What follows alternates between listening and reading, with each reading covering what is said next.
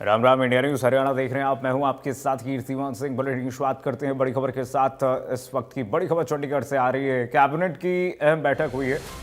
CM Saini की अध्यक्षता में मीटिंग हुई। बैठक के बाद कैबिनेट मंत्रियों ने प्रतिक्रिया दी है।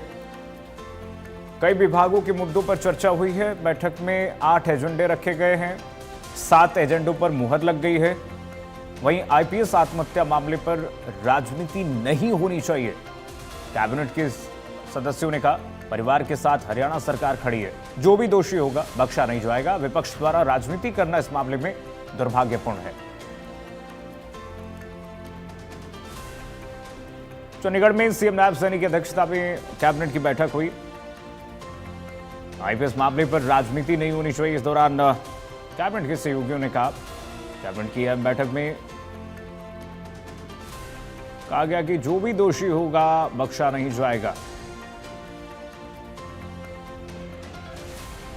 चंडीगढ़ में कैबिनेट की अहम बैठक हुई, जिसमें हरियाणा सरकार के वरिष्ठ अधिकारी और कैबिनेट के सहयोगी मंत्री सीएम नायब सिंह सैनी की अध्यक्षता में आज ये उच्च स्तरीय बैठक कैबिनेट की।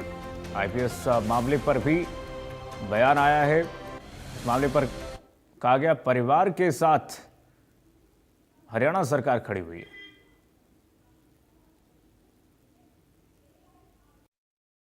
कुछ एक एजेंडे थे जिनके ऊपर चर्चा हुई है और टोटल 8 एजेंडे थे। विशेष रूप से जो सेंट्रल गवर्नमेंट की तरफ से भी डायरेक्शन जो है कि भी कुछ एक जो जिसपे उद्योगों के अंदर और जो सज़ा के साथ पेनल्टी के साथ साथ जो सज़ा का प्रावधान होता है उसको करके और केवल सज़ा का प्रावधान किया जाए और उसको जो लंबित ना करके हमारा अधिकारी सुन करके ही उसका निपटान किया जाए, ताकि उसके कोई ज़्यादा लंबा प्रोसेस उसका ना हो।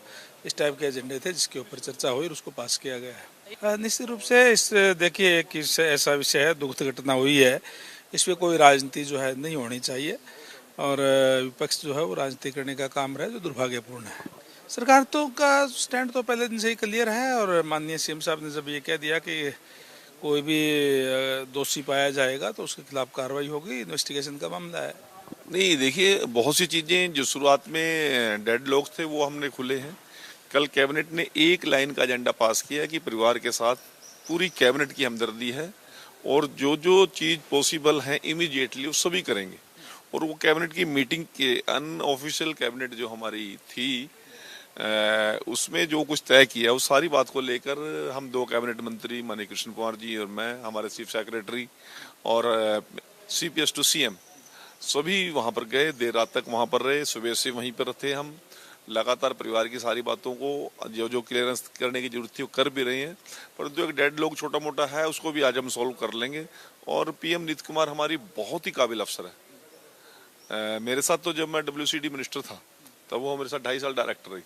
और वाई पूर्ण कुमार जी से मेरे व्यक्तिगत निजी संबंध है। मेरे समाज का अधिकारी था, बहुत बोल्ड लोगों के लिए लड़ने वाला अधिकारी था, कमजोर की लड़ाई लड़ने वाला अधिकारी था, सरकार का बहुत ही काबिल अफसर था। उसका अकस्मात हमारे बीच से जाना हम सब के लिए दुखदायी है। मुख्यमंत्री स्वयं पीड़ित है, मुख्यमंत्री स्वयं 1 घंटा बैठ के आए सारे परिवार की।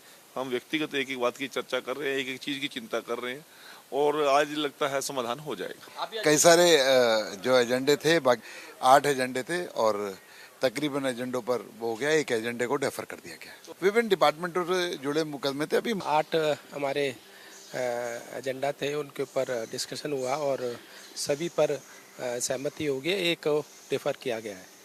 नहीं, ऐसा कल हमारी उस पर बातचीत हुई थी और आज और चलिए बढ़ेंगे।